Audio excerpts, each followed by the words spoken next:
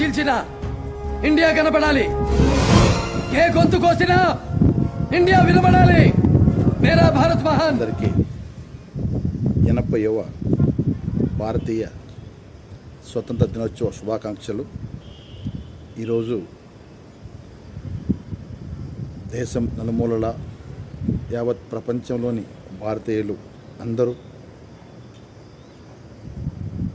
కుల, జాతి, మత, లింగ భేదం లేకుండా చిన్నలు, పెద్దలు, పిల్లలు, పెద్దలు అందరూ కలిసి సంతోషంగా ఆ స్వతంత్ర సమరయోధుల త్యాగమూర్తుల బలిదానాలు, త్యాగాలు, వారి కృషి వల్ల వచ్చేటువంటి ఈ స్వతంత్ర దినోత్సవాన్ని మనం అందరం జరుపుకుంటున్నాము.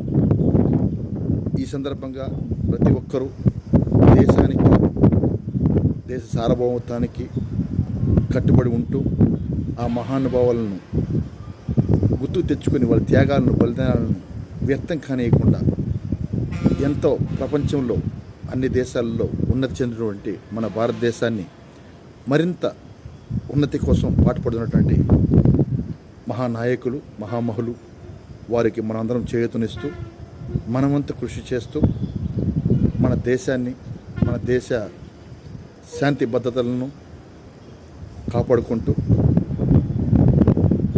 ముందుకు సాగాలని, ఎంతో ఉన్నతి చెందాలని ఆ తిరుపతి వెంకటేశ్వర స్వామిని ప్రార్థిస్తూ అందరికీ దేశం అంటే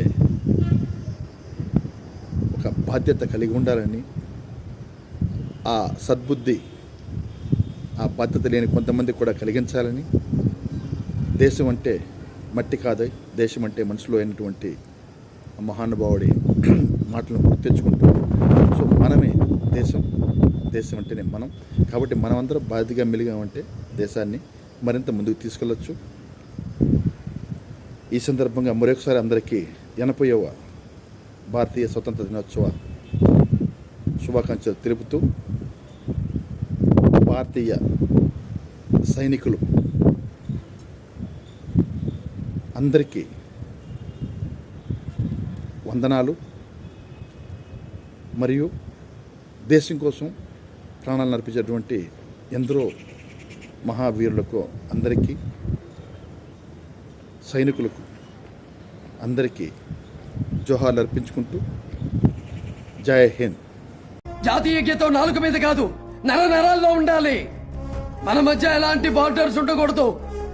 మనందరం గుర్తు పెట్టుకోవాల్సింది ఒకే ఒక్క బార్డర్, ఇండియా బార్డర్. ఏ గుండె చీల్చినా ఇండియా కనపడాలి, ఏ గొంతు కోసినా ఇండియా వినబడాలి.